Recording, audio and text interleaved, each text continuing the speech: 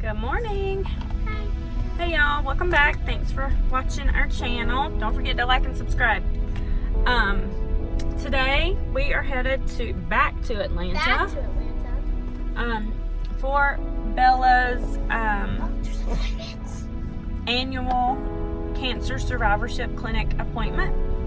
I know a lot of you probably don't know about her cancer journey, but I'm gonna shoot a separate video when we get home maybe and kind of fill you in on why we're going and what she in her 10 years has been through. Today she has to have blood drawn, so she's really not happy about that, and she is also NPO, which means that she cannot eat anything. So we have M&Ms. M&Ms. And the bag is from Nana. Go watch our other vlog, Julie's competition vlog in Atlanta. Oh, it's actually not her competition vlog. It's our Atlanta trip vlog. Atlanta But yeah. trip vlog and another, but she brought this bag of stuff, and she brought M&Ms, and the bag is tied, and I can't eat the M&Ms. That's really disappointing. You can eat them on the way home. You can have them all. Yeah. So, that's where we're headed, and we'll see you when we get there. I wanted to share a little bit about her cancer journey and what we kind of went through and what she went through when she was a little infant. When I was 34 weeks pregnant with the twins, we had just a normal routine ultrasound that was, scheduled for us. And when I went to see the doctor after the ultrasound, she said, did the ultrasound tech mention that we kind of saw something on baby A's liver? And I said, no. And she said, yeah, well, we're going to send you to a neonatologist. We don't really think it's anything, but we're just going to send you just so they can take a peek. So we went to the neonatologist, and my mom, Jason, and I, and we had an ultrasound, a level 2 ultrasound, something like that. And the doctor came in and basically said, I'm sorry to tell you this, but I think your child has cancer. And I'll let you guys kind of digest that, and then I'll be back. And then he left. And we were just in shock. I had never heard of cancer in an infant, in a neonate, ever. And I'd been a nurse for several years, and I'd never heard of that. So it was just we were completely blindsided. It was not even on our radar as to cancer was not even something we even thought about. So he came back and he said, I think she has neuroblastoma, and it is on her right adrenal gland. So he said that nothing would change during my pregnancy. I'd just have, finish out my pregnancy, and we would deal with it after she was born. So,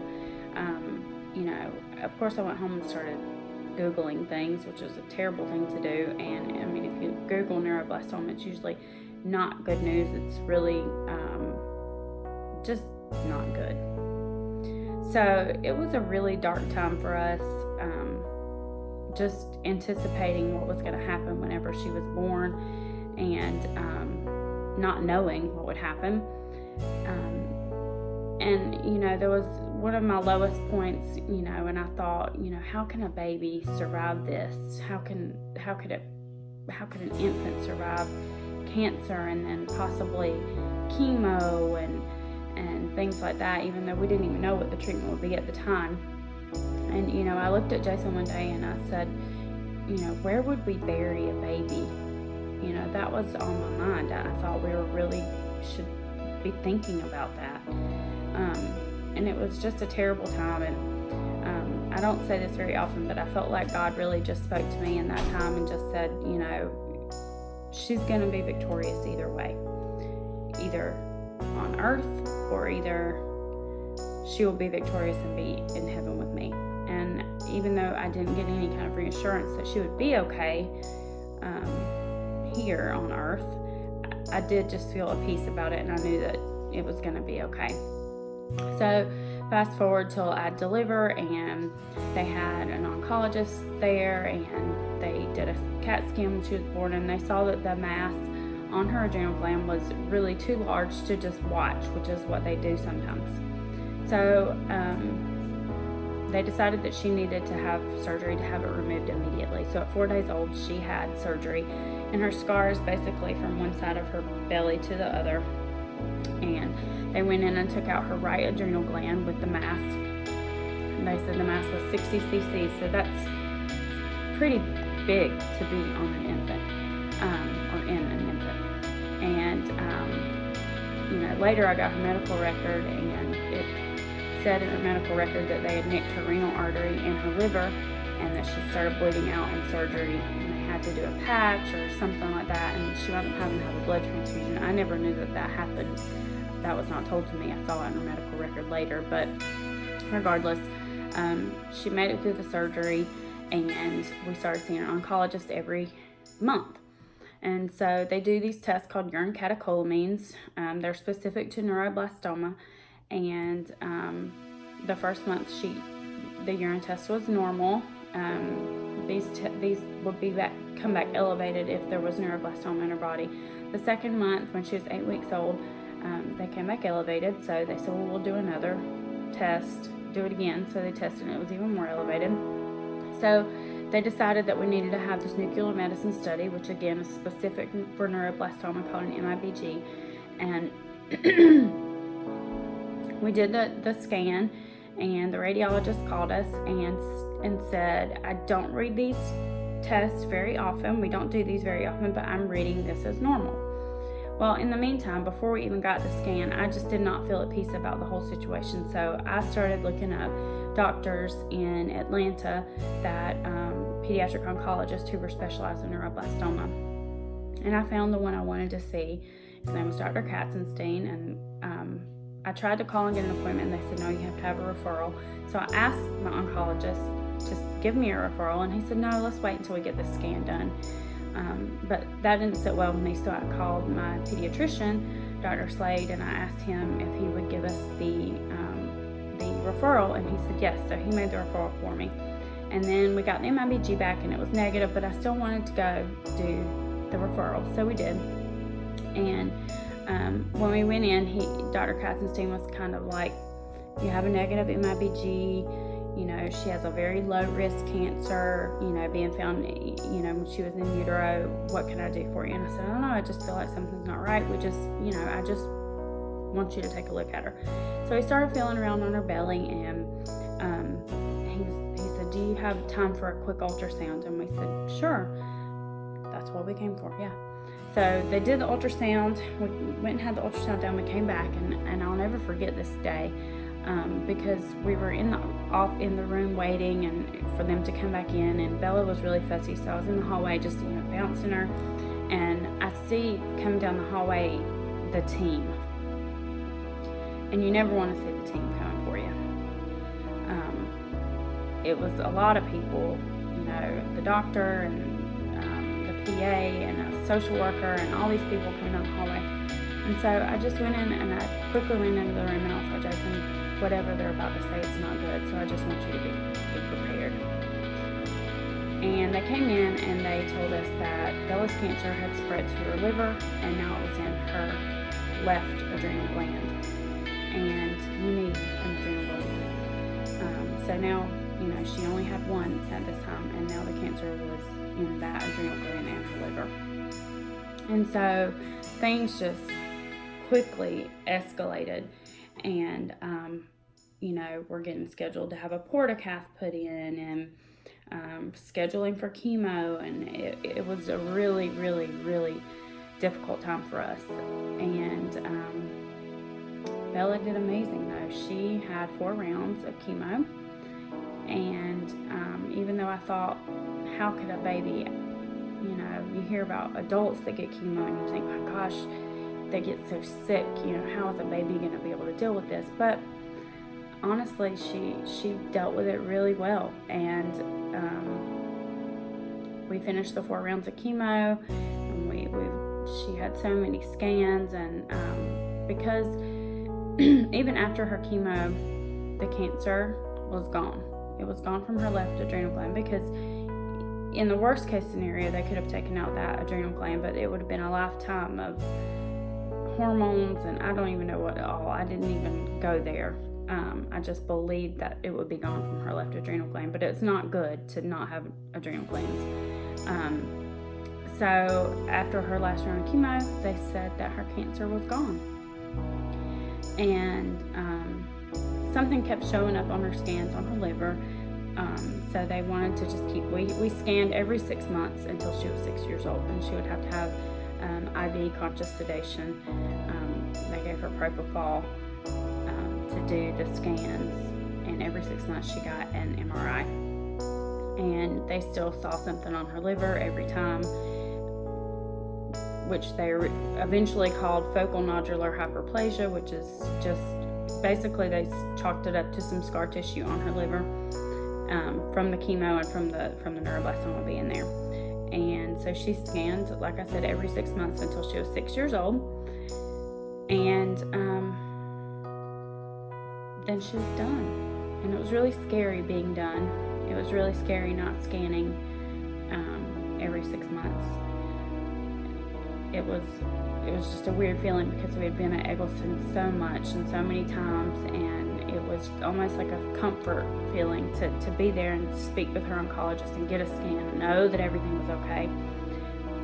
But then we got discharged, and so now we go to the Survivor Clinic at Scottish Rite yearly.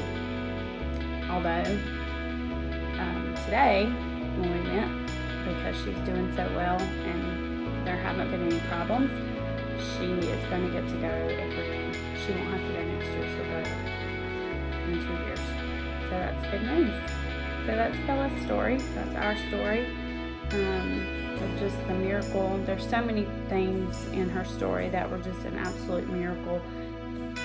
So many ways that God worked in her life and in our life that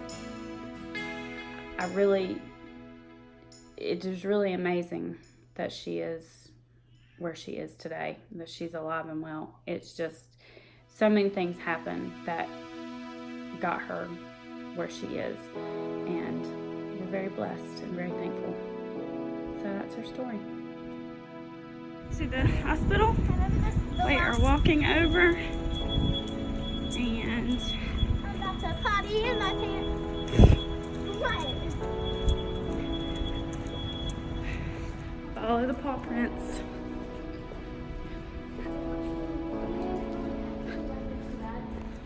What? I feel like We're here.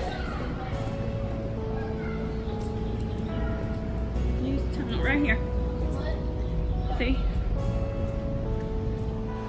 It's probably just like last checkup or something. Last checkup. That's it. Navy's wearing her gold bow for childhood cancer. Isn't she just dashing? Oh, let's wait for Dad. In support of the sister. It's a little big. But Yeah, she lost the shoe. Are you nervous? Chance. It won't be that bad. Just a little blood draw. A little? Yeah. And then we get to eat. Yeah.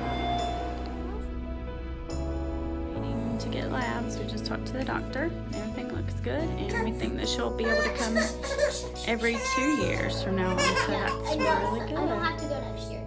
Yay! So we'll get our labs, and then we'll get to go and eat. Chick-fil-A. How are you feeling? As always. She's got her cute gold bow, gold for childhood cancer. Look at that big old bow rocking and rolling up there. Boom, boom, boom, boom, boom, boom, boom. We're all done.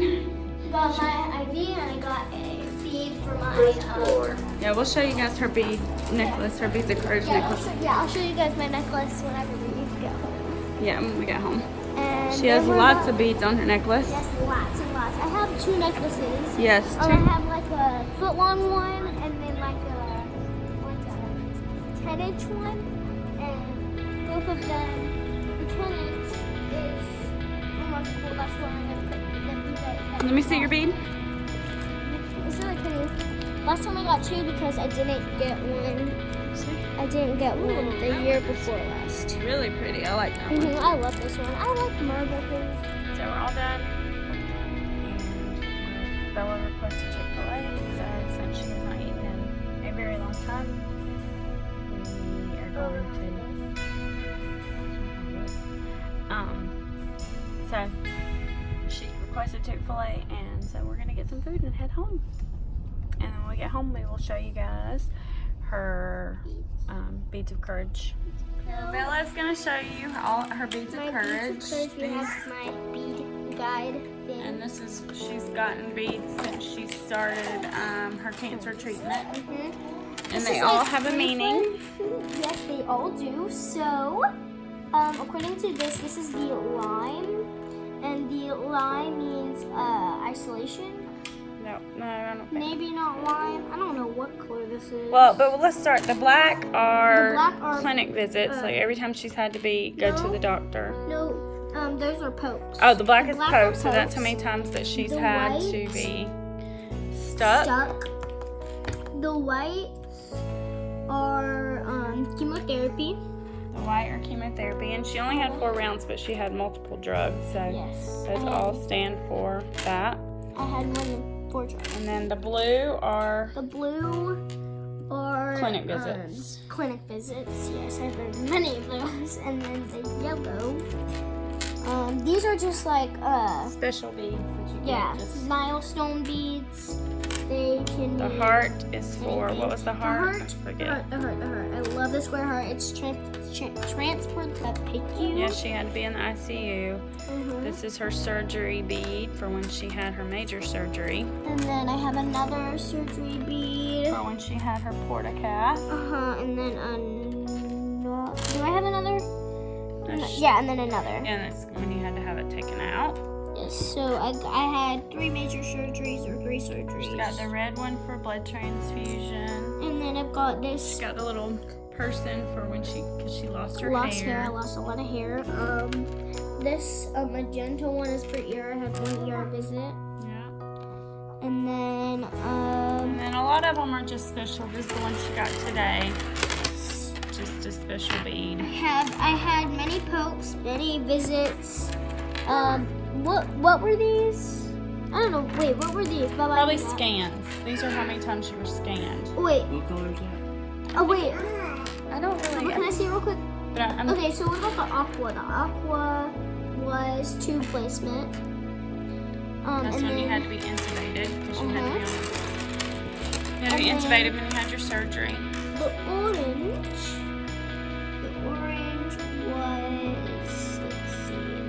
was, line placement or my central line. Yeah, she had a central line, she had a portacath.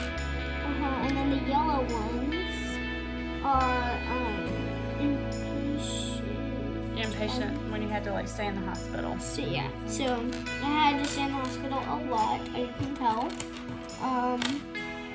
These are just like milestone beads. And yeah, I think these are milestone beads, and So put them on, they're pretty. This one's a milestone bead. And a lot of kids with cancer have a lot more beads than Bella. She's one of the lucky ones, and we're very grateful. So I didn't have as many beads as some people, but Still quite a bit. My favorite bead is probably on this one because these are my most milestone beads. Okay, my favorite bead has to be, and the rainbow. The rainbow is care team visit. At 1 care team visit. So that's what the rainbow is. My favorite one has to be either this one or this one. I really like these 2. This one's also a milestone bead. It's a special selection, so it just means special accomplishments. So yeah, I've had a lot of beads. So they're really cool. We like the Beads of Courage program. It's really. This is special accomplishments. It's just, I think I got these. You just got those when they first made your necklace. Yeah, whenever I first made my necklace, they put my name on it. And that's it. So that's all my beads. So thanks for watching this video of Bella's cancer story. Don't forget to like, and subscribe to our channel. Bye. Bye.